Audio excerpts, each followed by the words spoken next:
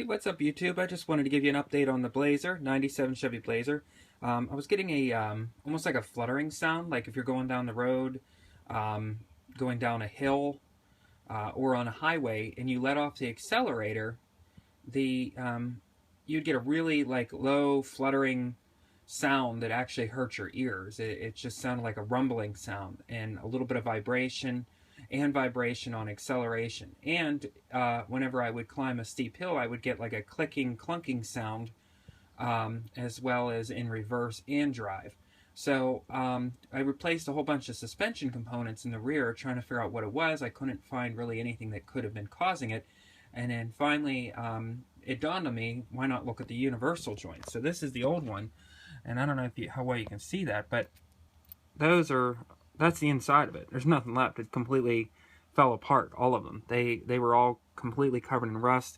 Problem with these things is there's no grease zerts on these. So there's no way to service these. So this is more than likely probably the factory universal joint that was on it. So it wasn't able to spin freely nor pivot, because this is supposed to be able to pivot back and forth depending on if your vehicle is going over a bump, and your drive shaft has to be able to pivot and twist with the suspension.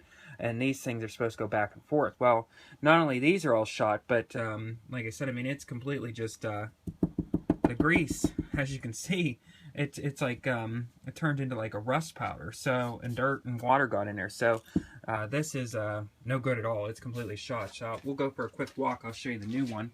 Try not to keep this video too long here. Like I said, it's the 97 Chevy Blazer 2-door. I ended up using the part number for the 4-door model without the ZRT package, because for whatever reason the part seemed too small, and which was odd, I thought. But we're going to try to get under here without making you too dizzy. So let's see if it'll focus there. So that's the new one right there. I don't know how you can see that new shiny one in there. I was able to do it without really much effort. You take those that screw there and that screw there, and on the flip side it's the same thing. It's a little bracket that holds the drive shaft in there, and once you get those off, those are 11 millimeter. Once you get those off, then you're able to slide the drive shaft forward, and it goes a little bit further into the back of the transfer case. So it actually slides like in a little bit. So it basically just goes in this way towards the front. And once you do that, then you're able to drop this down out from there. And once you drop that down, then you can then take the drive shaft into your garage and service it. And on this end of the drive shaft here, you have to melt. The manufacturer puts like this plastic little things right where my fingertip is, little inserts. You have to melt those out with like a torch, and then brace this as good as you can, and then you can knock those through then, those caps that are on there. So but yeah, I got it in there. It seems to be working good. It comes with little clips. I greased it. It's nice and solid. No more clunking, no more noise, no more clicking, and no more of that vibration noise anymore. So I'm pretty happy. I would say that's a win. My other recent excursions was on the leaf springs. They have these little tiny, I don't even know if you can see them in there, but there's these little tiny plastic plates that you can buy, and they go through the bottom of the leaf spring. I don't know if you can see that little nipple sticking out there.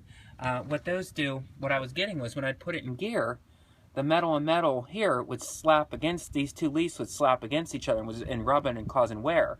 And that slapping noise, I was getting that noise whenever I'd put it in gear, and I was trying to figure out what that clunking was. I even went as far as replacing the leaf spring bushings on the front, as well as the rear leaf spring bushings on here as well. And also recently did the shackles a couple years ago too. And then my knocking noise that I was getting from the rear end whenever it was raining was because this one right here on the back of the leaf spring, there was nothing in there. The rubber had completely worn down, and it was just metal and metal. So for whatever reason, when it would rain and water would get in here, the leaf springs would slap together. And so there's actually, I think 6 of these altogether, these little plastic plates that you can get to put in there. So I don't know if you can see that little plastic plate there. So those are Dorman. They sell those there at any auto parts, really. So yes, I got rid of all the rear end noise and checked the fluid level. It was a little low in the rear diff, but I had changed it not long ago when I did the rear seals on here, so I wasn't too worried about it. I just, you know, condition wise, I just topped it off and made sure everything looked good. I had the drums off yesterday to clean the brakes and adjust them, and also went in there and checked the seals too, made sure they were okay. So, but yeah, I just want to give you an update, let you know it's not the transmission that I was having a problem with. It's not anything else. It's not the rear end. It was just that U-joint was going bad, and that's what I was getting at clicking. And then that clunk when I put it into gear was these leaf springs here, right here, just slamming. These things were slammed together. The little plastic bumpers that were in there had completely worn down. It was just metal on metal. So now that I got new ones in there, no more clunk when I put it in gear. So that's it, guys. Transmission seems fine. I just backed up one of these ramps here, as you can see. No problem at all. So it was just that U-joint that was making all that noise. So I hope you guys enjoy. If you have any questions, please let me know. Please rate, comment, and subscribe.